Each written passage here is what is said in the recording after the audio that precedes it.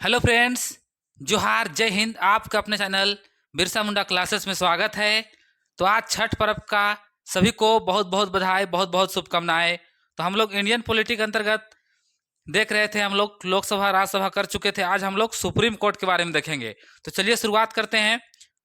Question number 1 की से हम लोग शुरुआत करते हैं। पहला क्वेश्चन से। क्वेश्चन देखिए, भारतीय संविधान के किस भाग में संघीय न्यायपालिका का उल्लेख है? संघीय न्यायपालिका यानी आज़ादी से पहले हम लोग जो सुप्रीम कोर्ट अभी बोलते हैं उसको संघीय न्यायालय बोला जाता था, अभी न्यायपालिका हम लोग बोलते हैं। तो किस भाग में उसका वर्णन किया गया उसको बताना है। आप लोग देखिए, भाग 2, भाग 3, भाग 4 या भाग 5। तो इसका बिल्कुल आंसर हो जाएगा भाग 5 में। अगर अनुच्छेद की बात कीजिएगा तो 124 से लेके 147 तक इसका वर्णन मिलता है। लेकिन स्पेशल सुप्रीम कोर्ट इसका वर्णन 124 में आपको देखने के लिए मिलता है। तो आप लोग लॉक कर दीजिएगा डी। भाग 2 में क्या हम लोग पढ़ चुके थे? नागरिकता। भाग 3 मौलिक अधिकार। भाग 4 डीपीएसपी बोले तो राज्य के नीति निर्देशक सिद्धांत बोलिए या तो तत्व बोलिए, कोई दिक्कत नहीं है। तो आप लोग ध्यान रखिएगा, यहाँ पे आप लोग लॉक कर दीजिएगा डी को। चलिए अगला क्वेश्चन के आगे हम लोग बढ़ेंगे, क्वेश्चन नंबर 2 की ओर। क्वेश्चन नंबर 2 देखिए स्क्रीन में आ गया है। संविधान के व्याख्याकार और संरक्षण, मतलब संविधान का व्याख्या करने वाला और उसका सुरक्षा प्रदान करने वाला संरक्षण कौन करता है उसको बताना है। राष्ट्रपति के द्वारा, संसद के द्वारा, सर्वोच्च न्यायालय के द्वारा या भारत का महाधिवक्ता के द्वारा? किसके द्वारा संरक्षण किया जाता है संविधान का, बताइए।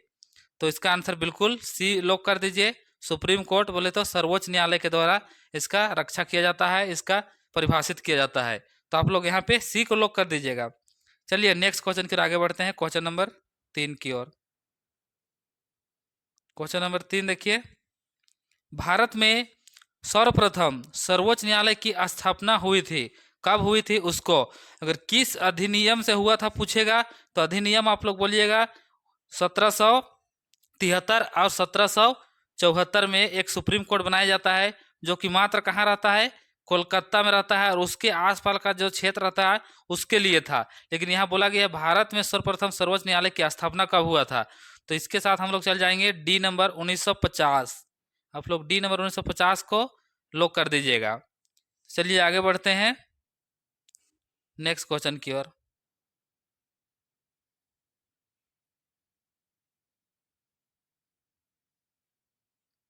देखिए अगला क्वेश्चन, मूल रूप से संविधान में सर्वोच्च न्यायालय में मुख्य न्यायाधीश के अतिरिक्त कितने न्यायाधीश की व्यवस्था की गई थी?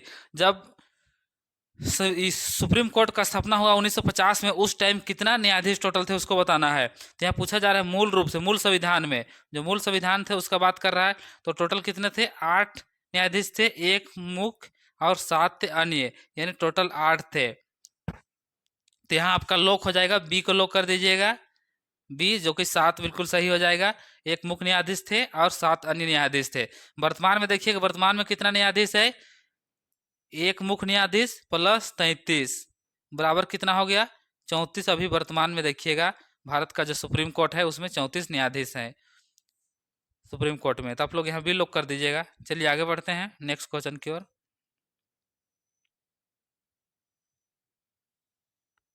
उच्चतम न्यायालय बोले तो सर्वोच्च न्यायालय के न्यायाधीशों की संख्या में वृद्धि करने का शक्ति किसके पास है? जो हम लोग शुरुआत मूल संविधान में जो 8 था, वर्तमान में देखिएगा 34 हो गया है। तो कैसे इतना बढ़ गया है? किसके पास वो पावर है जो इसको आगे बढ़ाते हैं? प्रधानमंत्री, राष्ट्रपति, संसद या विधि मंत्रालय? किसके द्वारा किया जाता है? तो ये संसद के द्वारा किया जाता है, ध्यान रखिएगा। सी को आप लॉक कर दीजिएगा। सुप्रीम कोर्ट का जो जज है उसको बढ़ाने का पावर किसके पास? संसद के पास में है। संसद में कैसे बढ़ाता है? नियम बना के लोकसभा, राज्यसभा पास करेगा और जो राष्ट्रपति है वो साइन करेंगे, उसके बाद में वो कानून बन जाएगा, अधिनियम बन जाएगा और फिर वो बढ़ जाएगा जितना आपको बढ़ाना है उसी आधार से। तो यहाँ आप लॉक कर दीजिएगा सी को। चलिए नेक्स्ट क्वेश्चन के आगे बढ़िए। किसके मामले में, किस मामले में सॉरी, उच्च न्यायालय व उच्चतम न्यायालय दोनों की अधिकारिकता में आता है? यानी आपको बोला जा रहा है उच्च न्यायालय बोले तो हाई कोर्ट और सुप्रीम कोर्ट, ये दोनों का क्षेत्र में आता है। कौन सा मामला है उसके बारे में? केंद्र और राज्य के विवाद के मामला में राज्यों के परस्पर विवाद, मूल अधिकारों का संरक्षण या संविधान के उल्लंघन से संरक्षित करने के संबंध में किसके में आता है दोनों में? तो ये बिल्कुल आप लोग सी लोग कर दीजिएगा, मूल अधिकार। मूल अधिकार का अगर आपका हनन होता है, मूल अधिकार बात कीजिएगा तो संविधान का भाग 3 के अंतर्गत आता है। भाग कितना? 3 में आर्टिकल देखिएगा 12 से लेके 35 तक आता है। अगर इसका आपका हनन होता है तो आप डायरेक्ट कहाँ जा सकते हैं? या तो आप हाई कोर्ट भी जा सकते हैं या सुप्रीम कोर्ट भी जा सकते हैं। हाई कोर्ट जाइएगा तो 226 अनुच्छेद के अंतर्गत, सुप्रीम कोर्ट जाइएगा तो आप आर्टिकल 32 के अंतर्गत आपका समाधान हो जाएगा। तो यहाँ पूछा गया है दोनों है, इसलिए आप लोग सी लोग कर दीजिएगा, मूल अधिकार रहेगा। तो आप हाई कोर्ट भी जा सकते हैं या तो सुप्रीम कोर्ट भी जा सकते हैं, कोई दिक्कत नहीं है। कहीं भी जाइएगा तो आपको सुनवाई किया जाएगा।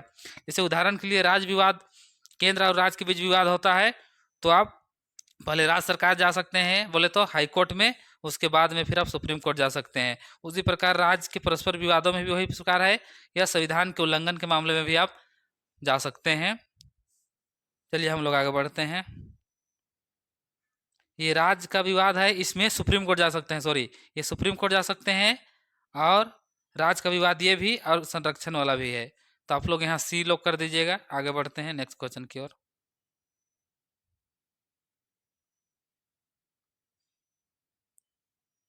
चलिए नेक्स्ट क्वेश्चन देखिए, सर्वोच्च न्यायालय के जजों का वेतन किसके आधारित है? मतलब कहाँ से लोग का वेतन मिलता है उसको बताना है। ऑप्शन ए देखिए, सहायक अनुदान द्वारा, आस्मिकता निधि के द्वारा, संचित निधि, या तो लोक लेखा। कहाँ से दिया जाता है? जिस प्रकार हम लोग देखते हैं प्रेसिडेंट बोलते राष्ट्रपति का वेतन मिलता है, वो भी संचित निधि से मिलता है। तो सुप्रीम कोर्ट का जो जज लोग रहते हैं उसका भी संचित निधि के द्वारा मिलता है। तो आप लोग सी को लोग कर दीजिएगा। चलिए आगे बढ़ते हैं। सबसे कम अवधि के लिए भारत के मुख्य न्यायाधीश कौन थे उसको बताना है। क्वेश्चन नंबर 8 का जवाब दीजिए। सबसे कम अवधि के लिए यानी कम दिन के लिए कौन बने थे? ऑप्शन देखिए, राजेंद्र मल लोढ़ा, या तो एस राजेंद्र बाबू, गोपाल वल्लभ पटनायक, या तो कमल नारायण सिंह। तो सबसे कम दिन के लिए कौन बने थे? कमल नारायण सिंह बने थे। कितना दिन के लिए? मात्र 17 दिन के लिए बने थे। ध्यान रखिएगा, क्वेश्चन आपसे पूछ सकता है। और देश का कौन से 22वें स्थान के रूप में बने थे? 22वें मुख्य सुप्रीम कोर्ट का जो जज बने थे 22वें के रूप में। तो आप लोग लॉक कर दीजिएगा डी को। चलिए आगे बढ़ते हैं।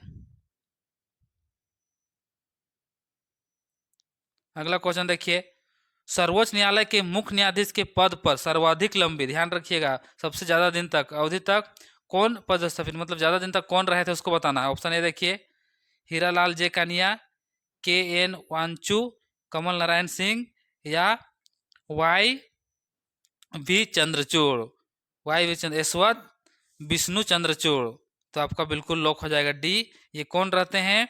हम लोग नाम सुने हैं, धनंजय यशवंत चंद्रचूड़, जो कि अभी 50वां के रूप में जो मुख्य न्यायाधीश है उसके स्थान में एक दूसरा नया भी आने वाले हैं। तो इसका इसी का बेटा रहते हैं। तो सबसे ज्यादा दिन कौन रहते हैं? धनंजय, वाई बोला था यशवंत विष्णु चंद्रचूड़ सबसे ज्यादा दिन तक रहे थे। तो आप लोग डी लॉक कर दीजिएगा। इसी का पिताजी है, मतलब वर्तमान में अभी जो 50वें स्थान का आप लोग देखिएगा, धनंजय यशवंत चंद्रचूड़, इन्हीं का पिताजी रहते हैं। ये कौन सा स्थान के थे? ये 47 स्थान के रहते हैं, ध्यान रखिएगा। इन्हीं का पुत्र 50वें स्थान में है। अभी नया सिलेक्शन हो गया है 51 स्थान पे, ध्यान रखिएगा। अभी करंट अफेयर में चेंज हो जाएगा, इसके स्थान में कोई दूसरा व्यक्ति का नाम हो गया है। चलिए हम लोग आगे बढ़ते हैं नेक्स्ट क्वेश्चन की ओर। चलिए अगला क्वेश्चन आ गया है, निम्नलिखित में से उच्चतम न्यायालय की सबसे पहली महिला न्यायाधीश कौन थी? चलिए जवाब दीजिए। सुनंदा भंडारे लीला सेठ, फातिमा बीबी, या इंदिरा जय सिंह। जवाब दीजिए। कितने को लॉक कर पा रहे हैं? तो यहाँ पे बिल्कुल जितने को आप लोग सी के साथ जा रहे हैं, फातिमा बीबी आप लोग का बिल्कुल राइट है। यहाँ एक चीज ध्यान रखिएगा, उच्चतम न्यायालय बोले तो सुप्रीम कोर्ट का न्यायाधीश बने हैं, समझ पा रहे हैं? सुप्रीम कोर्ट का मुख्य न्यायाधीश अभी तक कोई महिला नहीं बने हैं, ये चीज ध्यान रखिएगा। अभी एक नागरत्ना नाम का एक महिला है सुप्रीम कोर्ट में, उसका नंबर आ रहा है। अगर वरिष्ठता के आधार पर अगर सुप्रीम कोर्ट का जज बनाया जा सकता है तो बनेगी, तो लगभग 36 दिन तक वो बन सकती है। लेकिन अभी कोई संभावना नहीं, संभावना है लेकिन बनी नहीं है। तो अभी तक कोई भी महिला सुप्रीम कोर्ट का मुख्य जज बोलिए नहीं बने हैं अभी तक। पहला व्यक्ति कौन रहते हैं? फातिमा बीबी, जो कि सुप्रीम कोर्ट के पहली महिला जज बनते हैं, मुख्य जज नहीं, खाली सुप्रीम कोर्ट का जज। जैसे अभी वर्तमान में देखिएगा तो 34 जज हैं, तो 34 जज में एक फातिमा बीबी भी बनी थी, जो कि पहली महिला रहती है। तो क्वेश्चन आप लोग कंफ्यूज मत होइएगा, आप लोग सी को लॉक कर दीजिए। चलिए आगे बढ़ते हैं नेक्स्ट क्वेश्चन की ओर। किस वाद में उच्चतम न्यायालय में संविधान के मूल ढांचे का सिद्धांत का प्रतिपादन किया गया है? ऑप्शन ए देखिए, गोलकनाथ, ए के गोपालन, केशव भारती या तो मेनका गांधी। कौन सा विवाद था? तो ये बिल्कुल आपका ऑप्शन नंबर सी लॉक हो जाएगा, केशव भारती, जो कि इसके वर्सेस किसका? केरल राज। केरल राज कब हुआ था? ये 1973 का बात है। केरल में एक मंदिर रहता है, उस मंदिर को सरकार अपने कब्जा में लेने खोज रहे थे, तो फिर मूल अधिकार, संपत्ति का जो मूल अधिकार था उसको हटा दिया गया। आप लोग को पता है कब हटाया गया था? 42वां संविधान संशोधन, 42वां या 44वां, अभी माइंड से उतर गया है, देख लीजिएगा। तो उसको हटा दिया गया है, तो उसका जो संपत्ति था, मठ था, उसको सरकार लेने खोज रहा था केरल में। तो फिर केशव भारती था सुप्रीम कोर्ट में जाती है, और जो अपना संपत्ति रहता है उसके धार्मिक स्वतंत्रता के आधार पर वो केस करती है। और सबसे बड़ा जजों का बेंच बैठता है, कितना? 13 जज बैठते हैं और उसको फैसला सुनाते हैं। जब फैसला आता है तो 6 रहते हैं पक्ष में, यानी केशव भारती के पक्ष में 7 रहते हैं और विपक्ष में 6 रहते हैं। तो एक वोट से जीत के उसका जो संपत्ति रहता है केशव भारती का जीत हो जाता है। तो उसी टाइम बोला जाता है संविधान का जो मूल ढांचा है उसको आप परिवर्तन नहीं कर सकते हैं। और केशवानंद भारती का जीत होता है, वो हाल फिलहाल में उसका देहांत हुआ है, तो एक इतिहास बन गया है। तो आप लोग यहाँ सी को लॉक कर दीजिएगा, ध्यान रखिएगा। चलिए हम लोग आगे बढ़ते हैं नेक्स्ट क्वेश्चन की ओर।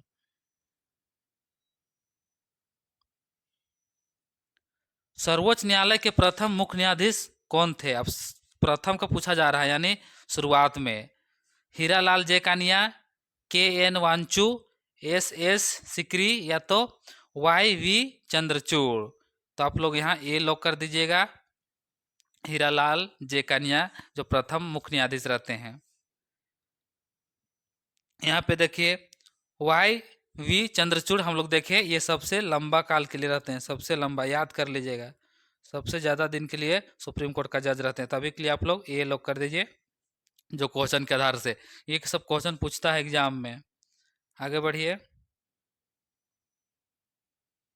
अगला क्वेश्चन देखिए आ गया है, सर्वोच्च न्यायालय के मुख्य न्यायाधीश की नियुक्ति कौन करता है? अब जो मुख्य न्यायाधीश का नियुक्ति कौन करता है उसको बताना है। लोकसभा का अध्यक्ष, राज्यसभा का सभापति या तो प्रधानमंत्री, राष्ट्रपति।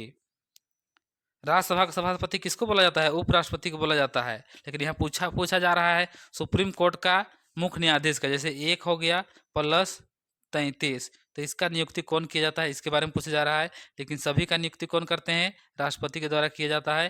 तो आप लोग यहाँ पे डी लॉक कर दीजिएगा, ध्यान रखिएगा, मुख्य न्यायाधीश हो या अन्य न्यायाधीश है, सभी का नियुक्ति कौन करते हैं? राष्ट्रपति के द्वारा किया जाता है। चलिए आगे बढ़ते हैं।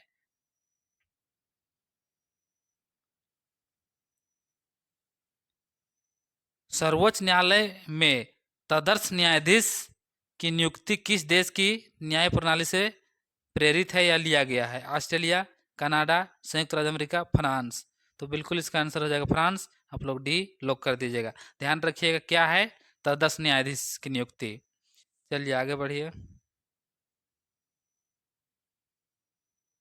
नेक्स्ट क्वेश्चन, सर्वोच्च न्यायालय में न्यायाधीश नियुक्ति होने के लिए व्यक्ति को कम से कम कितने वर्ष तक उच्च न्यायालय का एडवोकेट, बोले तो वकील का बात किया जा रहा है, वकालत जो करते हैं उसको होना चाहिए। कितना साल होना चाहिए?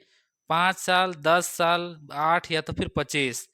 यहाँ ध्यान रखिएगा, देखिए जो सुप्रीम कोर्ट है, सुप्रीम कोर्ट इसका जज बनने के लिए बोला जा रहा है। हाई कोर्ट में जो एडवोकेट होते हैं वो कितने साल तक करेंगे उसके बारे में आपको बताना है। तो यहाँ एडवोकेट रहेगा तो आप लोग बी लोग कीजिएगा 10 साल तक। लेकिन क्वेश्चन चेंज हो जाएगा, मुख्य न्यायाधीश रहेंगे बोल देंगे किसी भी हाई कोर्ट का, तो फिर कितना साल तक? तो 5 साल हो जाएगा। ये दोनों को आप लोग ध्यान रखिएगा।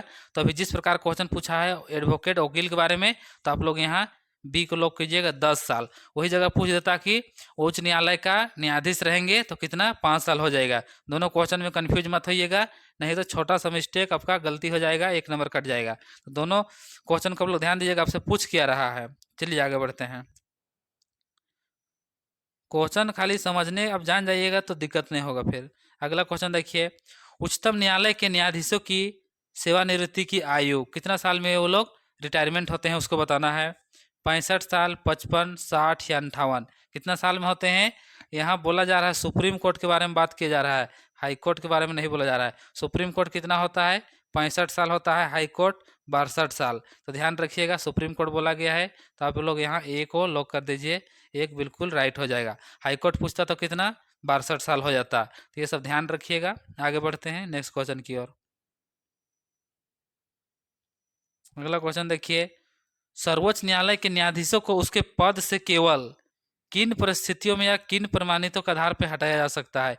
यानी जो सुप्रीम कोर्ट है उसका जो जज है उसको आप किस आधार पर हटाया जा सकता है, कब उसको हटा सकते हैं। ऑप्शन देखिए, ए में आप लोग देख पा रहे होंगे कदाचार, दूसरा में है असमर्था, तीसरा में उपयुक्त दोनों, और डी में है उपयुक्त में से कोई नहीं। तो क्या होगा, कदाचार करेगा तो जरूर हटाएंगे, और वो नहीं सकेंगे, असमर्थ रहेंगे तो भी हटाएंगे। यानी दोनों बिल्कुल सही है, तो सी आपका राइट आंसर हो जाएगा। बिल्कुल सी को आप लोग लॉक कीजिए, उपयुक्त दोनों। यानी कदाचार रहेगा फिर भी, या तो नहीं सकेंगे फिर भी उसको पद से हटाया जाएगा। तो आगे बढ़े, चलिए ठीक है नेक्स्ट क्वेश्चन की ओर। चलिए नेक्स्ट क्वेश्चन आ गया है, निम्नलिखित में से किस मामले को उच्च न्यायालय में प्रत्यक्ष रूप से दाखिला नहीं किया जा सकता है।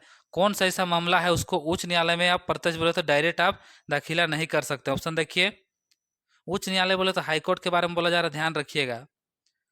दो या दो से अधिक राज्यों के बीच विवाद, मूल अधिकारों के अतिक्रमण के विरुद्ध मामला, या तो किसी व्यक्ति की संपत्ति दूसरे व्यक्ति बलपूर्वक अधिकृत होने पर, या तो उपयुक्त ए या बी दोनों। तो इसका बिल्कुल आंसर हो जाएगा ए। आप लोग लॉक कीजिएगा, दो या दो से अधिक राज्यों के बीच विवाद रहेगा तो हाई कोर्ट में नहीं कर सकते हैं, इसको डायरेक्ट आपको सुप्रीम कोर्ट जाना पड़ेगा। मूल अधिकार हाई कोर्ट सुप्रीम कोर्ट दोनों जा सकते हैं, इसमें भी आपको हाई कोर्ट जाना पड़ेगा।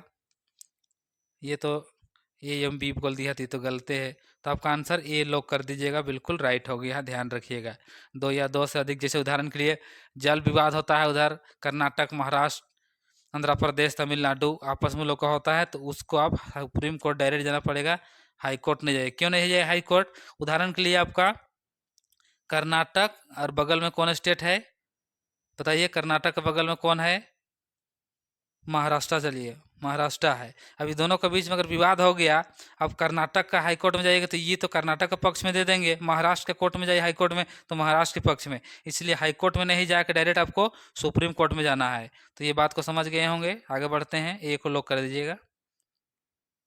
चलिए नेक्स्ट क्वेश्चन की ओर आगे बढ़ते हैं।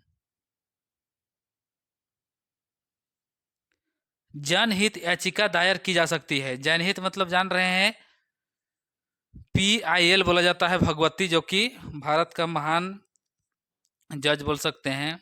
ऑप्शन देखिए, ए में उच्च न्यायालय में किया जा सकता है, सर्वोच्च न्यायालय में किया जा सकता है, उपयुक्त दोनों में, इनमें से किसी में नहीं। तो कहीं भी कर सकते हैं आप, हाई कोर्ट में कर सकते हैं, सुप्रीम कोर्ट में कर सकते हैं, यानी बिल्कुल ये भी सही है, ये भी सही है। तो आप लोग यहाँ सी को लॉक कर दीजिएगा, बिल्कुल दोनों राइट है, कहीं भी कर सकते हैं।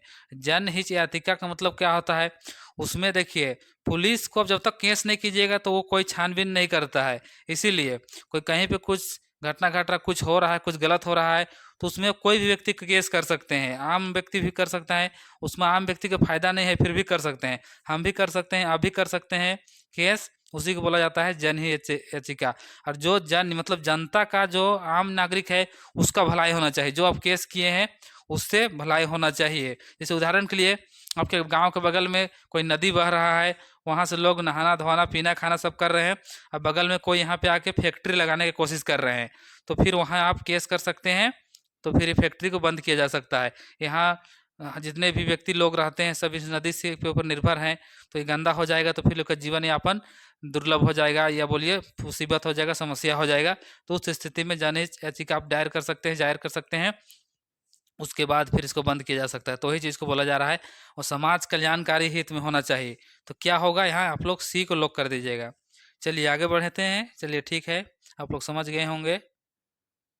देखिए नेक्स्ट क्वेश्चन, निम्नलिखित में से किस मुकदमे में भारतीय सर्वोच्च न्यायालय में सर्वप्रथम संविधान के मौलिक लक्षण का सिद्धांत प्रतिपादित किया गया था? चलिए ऑप्शन देखिए, ए में है गोलकनाथ बनाम पंजाब राज, केशव नंद बनाम केरल राज, मिनुआ मिर्स बनाम भारत संघ, या तो फिर वामन बनाम भारतीय संघ। तो इसका बी को लॉक कर दीजिएगा। 1973 का ये मामला था जो कि बहुत फेमस था। आगे बढ़ते हैं, अगला क्वेश्चन की आगे बढ़िए। राष्ट्रपति कानूनी मामलों में किसे परामर्श ले सकता है? जो राष्ट्रपति रहते हैं, प्रेसिडेंट रहते हैं, कानूनी मामला में किससे अपना राय सलाह विचार ले सकते हैं, उसके बारे में बताइए। न्याय मंत्री से, महान्यायवादी से, उच्च न्यायालय से, या तो सर्वोच्च न्यायालय के न्यायाधीश से। यहाँ न्यायाधीश होगा, यहाँ भी होगा। तो इसका किससे ले सकते हैं? ये लेते हैं सुप्रीम कोर्ट के जो जज रहते हैं उससे सलाह मांग सकते हैं। चलिए आगे बढ़ते हैं।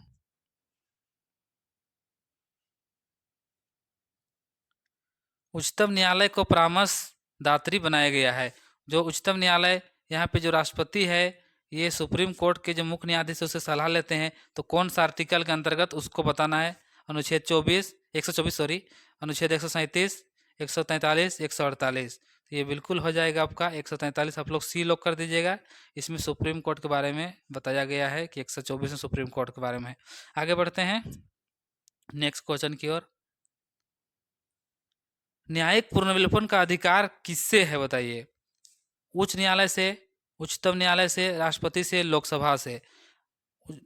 न्यायिक पुनर्विलोपन क्या होता है? यानी कोई हाई कोर्ट कोई अपना निर्णय दिया है उसको बदल सकते हैं, या सुप्रीम कोर्ट खुद कुछ निर्णय दिए हैं तो उसको भी बदल सकता है। तो कौन बदलेगा? उच्चतम न्यायालय बोले तो सुप्रीम कोर्ट ही बदलेगा। तो आप लोग बी को लॉक कर दीजिएगा।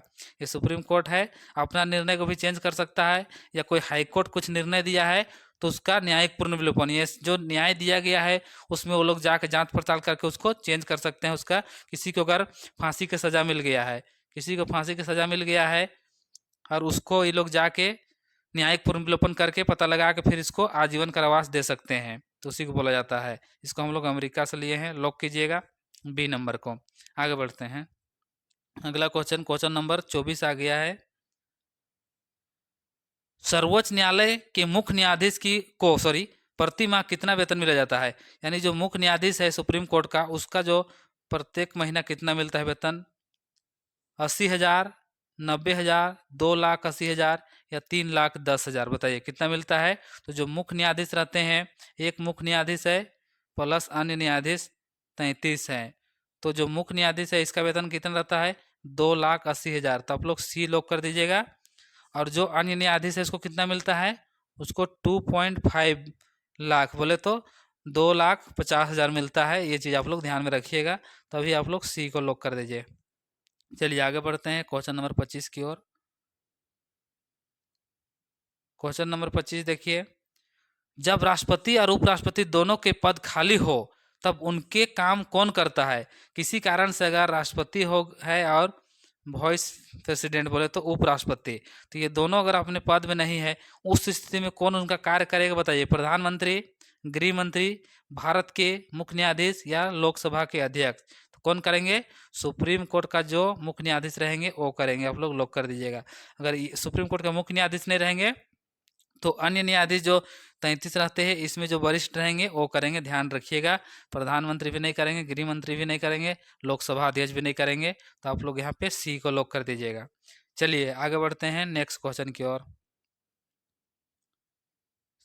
चलिए देखिए अगला क्वेश्चन, निम्नलिखित में से भारत के किस मुख्य न्यायाधीश ने राष्ट्रपति के रूप में काम किया है?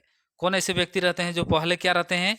मुख्य न्यायाधीश रहते हैं, बाद में जाके भारत का राष्ट्रपति बनने का भी मौका मिलता है। ऑप्शन ए देखिए, जस्टिस एम हिदायतुल्ला, बी में देखिए जस्टिस मेहर चंद्र महाजन, सी में देखिए justice PN Bhagwati, justice BK Mukherjee. कौन थे? तो जितने कोई एक साथ जा रहे हैं, जस्टिस एम हिदायतुल्ला जो कि पहले मुख्य न्यायाधीश रहते हैं, बाद में जाके राष्ट्रपति भी बनते हैं। यहाँ PN भगवती का नाम आप लोग जानते हैं। PIL के लिए जाने जाते हैं, यानी जनहित याचिका के लिए जाने जाते हैं, भारत में इन्हीं के द्वारा लाया गया है। तो ये क्वेश्चन भी वेरी वेरी इंपॉर्टेंट है, सी नंबर ध्यान रखिएगा। अभी के लिए आप लोग लॉक कीजिएगा ए नंबर को। चलिए आगे बढ़ते हैं।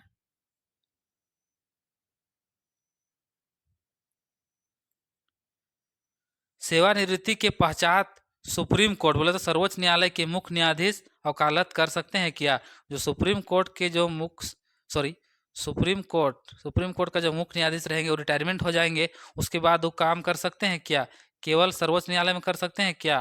केवल उच्च न्यायालय में कर सकते हैं? सर्वोच्च न्यायालय तथा उच्च न्यायालय दोनों में किसी में भी नहीं। तो जो सुप्रीम कोर्ट का न्यायाधीश है वो किसी में काम नहीं करेंगे, आप लोग ध्यान रखिएगा, इसको डी लॉक कर दीजिएगा।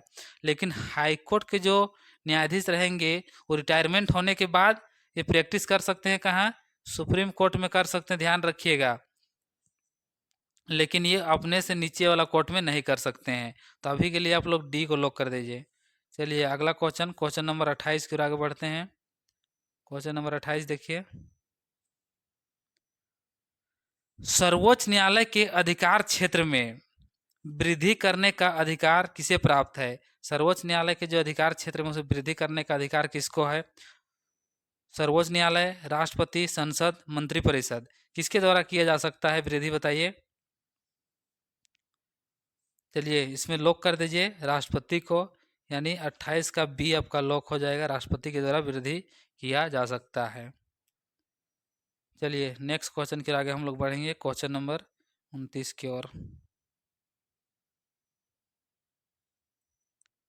सर्वोच्च न्यायालय के न्यायाधीश कामकाज के लिए किस भाषा का प्रयोग करते हैं, बताइए। जो सुप्रीम कोर्ट के जो न्यायाधीश रहते हैं वो अपना काम करने के लिए कौन सा भाषा का प्रयोग करते हैं उसको बताना है। ऑप्शन देखिए, हिंदी, अंग्रेजी, हिंदी व अंग्रेजी दोनों 8वीं अनुसूची में शामिल भाषा।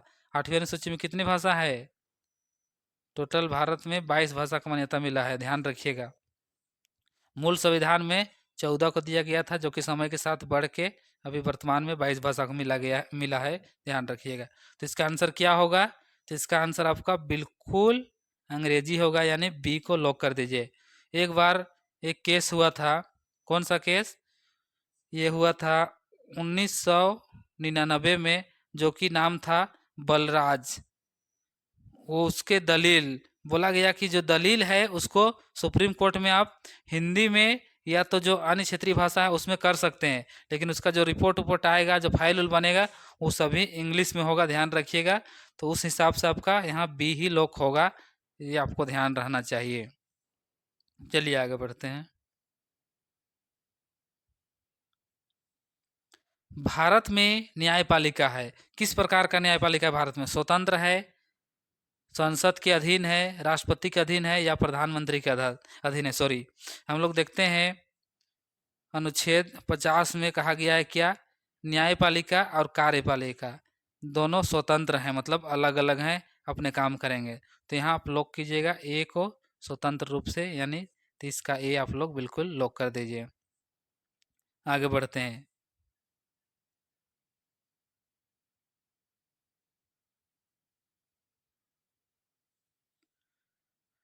राष्ट्रपति और उपराष्ट्रपति के निर्वाचन में विवाद होने के मामले को किससे प्रस्तुत किया जा सकता है? मतलब जब भी अगर राष्ट्रपति का होगा विवाद या तो उपराष्ट्रपति वाइस प्रेसिडेंट, अगर इसका विवाद होता है कहाँ जाइएगा? मुख्य निर्वाचन आयोग, संसद, भारत का उच्चतम न्यायालय बोले सुप्रीम कोर्ट, या इनमें से कोई नहीं। तो बिल्कुल हम लोग सुप्रीम कोर्ट के देख रहे हैं, तो ये सुप्रीम कोर्ट ही जाइएगा। तो आप लोग लॉक कर दीजिएगा सी को। तो आज छठ पूजा है, छठ पूजा में आप लोग को एक बार फिर से बहुत बहुत बधाई। आज का क्लास को यहीं तक समाप्त करेंगे। समाप्त करने से पहले एक बार फिर से बोलते हैं, अगर आप लोगों को क्लास अच्छा लगता है, देखिए अभी सब कोई पूजा पाठ में आप लोग सब बिजी है, लेकिन अभी बहुत कोई पढ़ाई नहीं कर रहे हैं, और अभी आप पढ़ाई कीजिएगा तो वो लोग से आप 2 कदम आगे रहिएगा। पूजा पाठ करिए, घूमना फिरना कीजिए, कोई दिक्कत नहीं है, लेकिन पढ़ाई आपका कंटिन्यू होना चाहिए। जिस टाइम लोग सो रहे हैं उस टाइम आप पढ़िएगा, तो 1 कदम आगे रहिएगा। तो चलिए, इसका पीडीएफ पाने के लिए आप जो ये सुप्रीम कोर्ट देख रहे हैं, इसका जो लिंक दिया हुआ है इसमें आप इसको डाउनलोड कर लीजिएगा, इसी में से ज्वाइन हो जाइएगा। इसमें हम पीडीएफ भेज देंगे। देखिए ये टेलीग्राम का लिंक है, यहाँ व्हाट्सअप ग्रुप का लिंक है, 2 व्हाट्सअप ग्रुप है, किसी में भी ज्वाइन हो जाइएगा, कोई दिक्कत नहीं है। तो आज हो गया सुप्रीम कोर्ट, और हम लोग देखेंगे चुनाव आयोग और पंचायती राज बचा हुआ है, जो कि क्वेश्चन एग्जाम में बहुत ज़्यादा आता है। चुनाव आयोग को हम लोग थोड़ा जल्दी करने की कोशिश करेंगे, सोच रहे हैं। झारखंड का जो विधानसभा चुनाव होने वाला है, आप लोग को पता है 2 फेज में होने वाला है, 13 को और 20 को। उसके बाद 23 को रिजल्ट आ जाएगा। तो ये चुनाव से पहले उसका क्लास लेंगे। पहले भारत सरकार चुनाव आयोग, निर्वाचन आयोग के बारे में पढ़ाएंगे, उसके बाद में फिर झारखंड का जो राजनीतिक है, वर्तमान परिप्रेक्ष्य जो चुनाव होने वाला है, उसके बारे में हम लोग बात करेंगे। तो चलिए क्लास को यहीं पर हम लोग इसको रोकते हैं। आप लोग लगातार बने हुए रहिए और ज़्यादा से ज़्यादा क्लास को शेयर कर दीजिएगा, और जो नए जुड़ते हैं वो लोग सब्सक्राइब भी कर दीजिएगा। थोड़ा प्यार दीजिए। सभी को जोहार, सभी को जय हिंद।